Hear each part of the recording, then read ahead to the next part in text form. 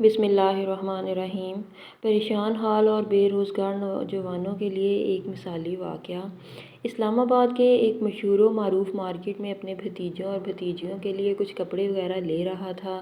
کہیں پسند نہیں آ رہے تھے تو کہیں پسند آنے کے بعد قیمت ہوش اڑا دیتے۔ اسی سرگردانی میں ایک دکاندار میری باتوں سے سمجھ گیا کہ اتنا خوار کیوں ہو رہا ہوں۔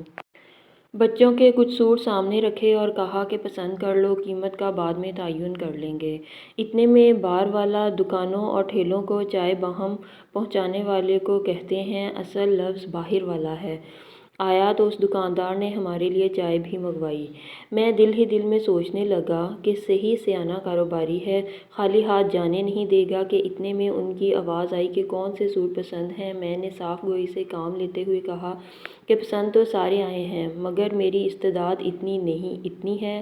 انہوں نے کہا کوئی بات نہیں، ان سب سوٹ کو میں اگر آپ کو آپ کے حساب سے دوں تو پھر بھی مجھے اتنا منافع ہے، اس لیے اگر کہو تو پیک کر دیتا ہوں۔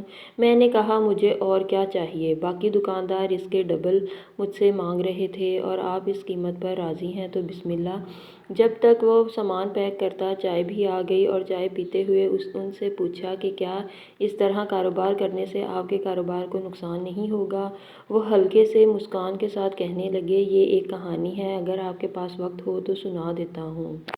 میں نے کہا کہ میرے پاس وقت ہی وقت ہے، لیکن آپ کے پاس گاہک آتے رہیں گے تو مشکل ہوگا۔ کہنے لگے وہ آپ مجھ پر چھوڑ دیں، وہ باقی لڑکے سنبھال لیں گے۔ عرض کیا پھر میں بھی ہمتاً گوش ہوں۔ تو تھوڑا سا خاموش رہے، جیسے ماضی کو کھوج رہا ہو اور بات شروع کرنے کے لیے واقعات کا سرا نہیں مل رہا ہو یا الفاظ کو یکجا کر رہا ہو۔ کہنے لگے میرا تعلق ایک غریب گھرانے سے تھا، والدین نے بڑی مشکلات سے مجھے پڑھایا لکھایا اور جب میں عمر کے اس حصے میں پہنچا کہ جب والدین کو سہارا دینے کا وقت تھا تو BA کرنے کے بعد نوکری ملنے کے لیے بھاگ دوڑ شروع کی، جو کہ بے نتیجہ نکلی۔ کسی نے والدین کو مشورہ دیا کہ بیٹے کی شادی کرا دیں، اس سے آپ کے بیٹے کی قسمت کھل جائے گی، اور میری شادی اپنے ہی خاندان میں ایک بہت ہی سگھڑ اور اچھی لڑکی سے ہو گئی۔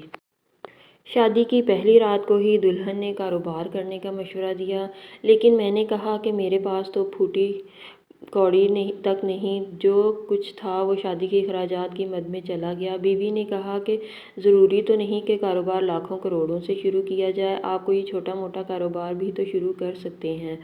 میں نے دلچسپی لیتے ہوئے پھر کہا کہ یہی تو مسئلہ ہے کہ چھوٹے کاروبار کے لیے بھی تو کچھ نہ کچھ رقم کی ضرورت تو ہوتی ہے، میرے پاس وہ بھی نہیں۔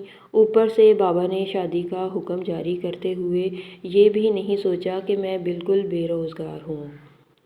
نئی نویلی دلہن صاحبہ نے مایوس، نا امید اور غصہ ہونے کی بجائے فیصلہ کن لہجے میں حکم صادر فرمایا کہ اگر ہمت ہے تو میرے پاس سلامی کے جو چند ہزار روپے جمع ہوئے ہیں اسی سے کاروبار شروع کر سکتے ہو۔ میں تھوڑی دیر کے لیے خاموش رہا، پھر کہا کہ ٹھیک ہے، لیکن کاروبار اپنے گاؤں میں نہیں، پنڈی یا اسلام آباد میں شروع کروں گا۔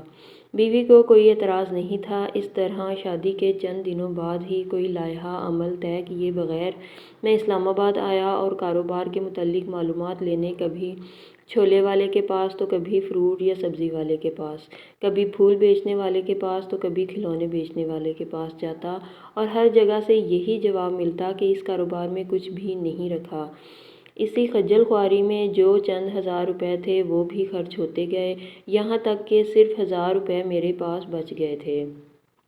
اس لیے سوچا کہ کاروبار تو کر نہیں سکا، کیوں نہ واپس چلا جاؤں۔ حساب لگایا کہ اگر 1000 میں سے کرائے کے پیسے نکال لوں تو باقی کا ایک سوٹ بیوی کے لیے بطور تحفہ خرید لیتا ہوں۔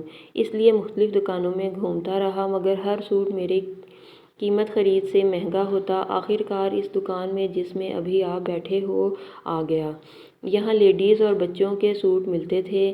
میں سب کو حسرت بھری نگاہوں سے دیکھتا رہا مگر میرے مقصد کا سوٹ ابھی ایک بھی نہیں تھا۔ اتنے میں دکان کے مالک نے میرے ساتھ وہی سلوک کیا جو تھوڑی دیر پہلے میں نے آپ کے ساتھ کیا، بس فرق یہ تھا کہ انہوں نے مجھ سے ساتھ میں پریشانی کا سبب بھی پوچھ لیا۔ میں نے ساری رام کہانی ان کو سنا دی۔ ان کو سب حاجی صاحب کہتے تھے۔ حاجی صاحب نے کہا ابھی آپ کے پاس 1000 روپے ہیں؟ جی، میں نے جواب دیا۔ حاجی صاحب نے ایک لڑکے کو آواز لگائی کہ فلاں فلاں بچوں کے 3 سوٹ اتار کر لے آ۔ وہ لڑکا جب تک سوٹس لے کر آتا، حاجی صاحب نے ایک رسی اور چند کیل بامعنی ہتھوڑے کے ایک دراز سے نکالے اور اٹھ کر کہا، میرے پیچھے آؤ۔ میں کسی روبوٹ کی طرح ان کے پیچھے چل پڑا۔ وہ دکان کیونکہ کارنر پر تھا، اس لیے حاجی صاحب نکلتے ہی دائیں طرف مڑے اور دکان کی دیوار پر کیل ٹھوکنے لگے۔ دونوں کیلوں کو کچھ فاصلے پر ٹھوک کر رسی کے دونوں سروں کو دونوں کیلوں سے باندھا اور کہا، وہ بچوں کے 3 سوٹس دکان سے لے کر اسی رسی پر ٹانگ دیا اور کہا کہ یہ 3 سوٹس 500 روپے کے ہیں۔ اب آپ کتنے منافع کے ساتھ بیچتے ہیں، یہ آپ کی مرضی اور اہلیت پر منحصر ہے، اور جب یہ تینوں بک جائیں تو منافع کی رقم ملا کر سوٹس میں اضافہ کرتے جائیں۔ باقی آپ کے کھانے پینے اور رہائش کا انتظام میرے دکان کے لڑکوں کے ساتھ ہوگا۔ اس کی فکر نہیں کریں، بس خلوص نیت اور توکل علی اللہ کے ساتھ کام شروع کریں اور مجھے میرے 500 روپے دے دیں۔ وہ واپس دکان میں گئے اور میں ہکا بکا اپنے اسٹال کے پاس کھڑا ہو گیا۔ خدا خدا کر کے ایک گاہک آیا اور تھوڑی سی لے دے کے بعد ایک سوٹ خرید لیا۔ اسی طرح کچھ دیر میں اچھے خاصے منافع کے ساتھ 3 سوٹس بیچ کر حاجی صاحب کے پاس گیا اور منافع ملا کر اور سوٹ لے لیے۔ کچھ عرصے بعد وہ دیوار بچوں کے سوٹ سے بھری ہوئی تھی اور میرا اچھا خاصا کام چل پڑا تھا۔ 2 سال بعد میرے پاس ایک کام کرنے والا لڑکا بھی تھا اور دکان لینے کے بارے میں سوچنے لگا۔ حاجی صاحب سے مشورہ مانگا تو کہنے لگے کہ کل بات کریں گے اس بارے میں۔ اگلے دن حاجی صاحب نے مجھے بلایا اور کہنے لگے کہ جیسا آپ کو معلوم ہے میرے دونوں بیٹے دبئی میں سیٹل ہیں۔ اب وہ زور دے رہے ہیں کہ میں بھی ان کے پاس چلا جاؤں، لیکن میں کاروبار کو ایسے کیسے چھوڑتا۔ جب آپ نے کل دکان لینے کی بات کی تو مجھے لگا کہ مجھے بچوں سے مشورہ کرنا چاہیے، اس لیے آپ کو کل پہ ٹال کر بچوں سے مشورہ کیا۔ وہ بھی یہی چاہتے ہیں کہ میں دکان بیچ کر ان کے پاس چلا جاؤں، اور میری خواہش ہے کہ یہ دکان آپ لے لیں، مگر میرے پاس اتنی ساری رقم نہیں، میں کیسے لے سکتا ہوں۔ میں جواباً عرض گزار ہوا۔ حاجی صاحب نے فرمایا، کوئی بات نہیں، یہ دکان میں بیچنا چاہتا ہوں، کسی سے بھی آپ قیمت لگوا سکتے ہیں۔ اس کے بعد جس قیمت پر ہم متفق ہوں گے وہ طے کر لیں گے، پھر جتنا آپ نقد دے سکیں گے وہ دے دینا، باقی ہر مہینے یا سال جو آپ کو مناسب لگے میرے اکاؤنٹ میں جمع کرتے رہیے۔ یہ سارا کام گواہوں کے سامنے اور اسٹیمپ پیپر پر ہوگا۔ مجھے ان کی بات ٹھیک لگی اور وہ دکان ان سے خرید لی۔